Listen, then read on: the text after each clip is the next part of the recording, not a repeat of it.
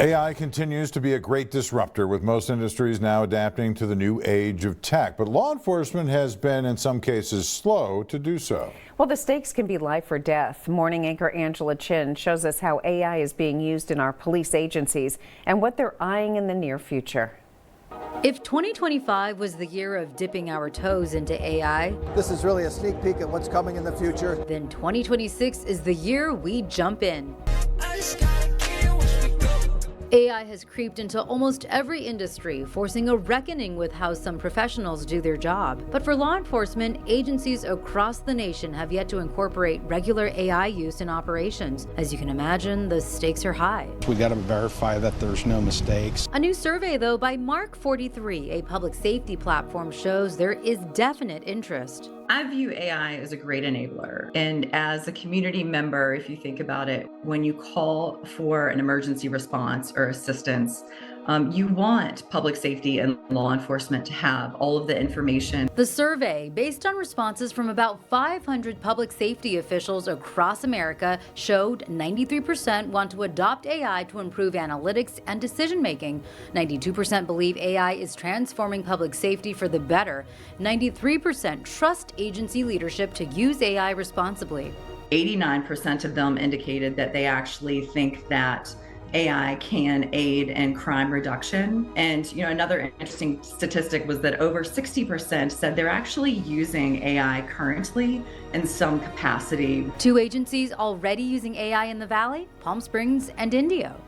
Taking off. Right now, our AI technology is kind of limited to our drones. More recently, we had an incident at our high school where there was basically a threat was issued. And AI technology, what it does is identify humans that are basically a person that might be in that area. In that situation, it was something that the pilot didn't see, but the technology alerted them. We are using AI currently. Our dispatch center is using a system for non-emergency calls. They intake the calls, and while people are reporting their crime, if it's a non-emergency, the AI is able to ask that information and gather it for a dispatcher to leave them available for emergency calls. Is this a live person taking it and then AI is assisting, or is it AI answering the calls? How does that work? It's AI answering the calls. Dispatch is able to monitor it, and they can take over if they need to. Currently, one of the biggest uses of AI for police across the nation is for writing reports after an incident. It's something officers say is often the most time-consuming part of their day. At this time, no Valley agencies use AI to help write reports. Yeah, well, our shifts, like you said, are 12 hours, and I would estimate they probably spend at least 3 hours writing reports. Frequently, they're holding over on their shifts to get those reports completed. So that's overtime and also officer burnout. That process can take hours if we're able to then prompt the officer for specific information to complete that report for their department compliance, to make sure that everything that is needed before they ever submit that report for supervisor review and approval is complete. Mark 43 and police departments are careful to say these reports are still reviewed and edited by humans to check for accuracy and comprehensiveness. New law in California also says police reports that officers have to list that AI's been used to assist with writing the police report. Most agencies are facing a staffing shortage. I mean, that's how you multiply. It's like a force multiplier, right? It's not intended to replace the officers on the street, but it's intended to speed up the work that is done. Using AI obviously comes with a host of concerns. It has to be used responsibly with public accountability and transparency at the forefront. AI is often built from historical information. So how do police make sure past biases don't affect AI and police outcomes? Starting with the acceptable use policy so that everyone understands the technology is a good step one.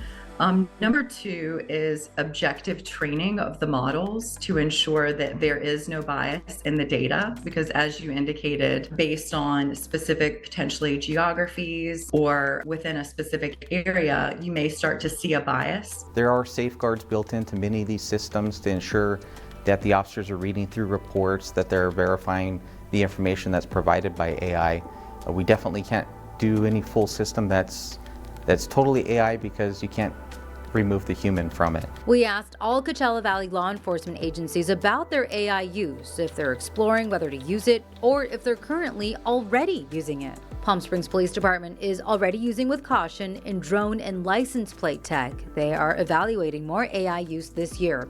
Cathedral City PD said it's not using AI, but that it's exploring, and that if it considers integrating AI, that it will do so carefully, evaluating their usefulness while adhering to department policy and complying with all legal requirements. Desert Hot Springs PD is not using AI, but also evaluating future use. The CHP had no comment. Indio police say they're already using AI in small portions and carefully considering other AI tech this year. The Riverside County Sheriff's Office, the largest law enforcement agency here, is using it for facial recognition, analyzing DNA, identifying crime patterns, optimizing patrol based on historical data, non-emergency calls, drones, and more. The Sheriff's Office was clear that AI is not used for autonomous law enforcement decision-making. All law enforcement agencies were adamant that if they implement new AI tech, that they would do so carefully and responsibly with acceptable use policies while making sure it operates within ethical and legal frameworks. You have to have that human involvement,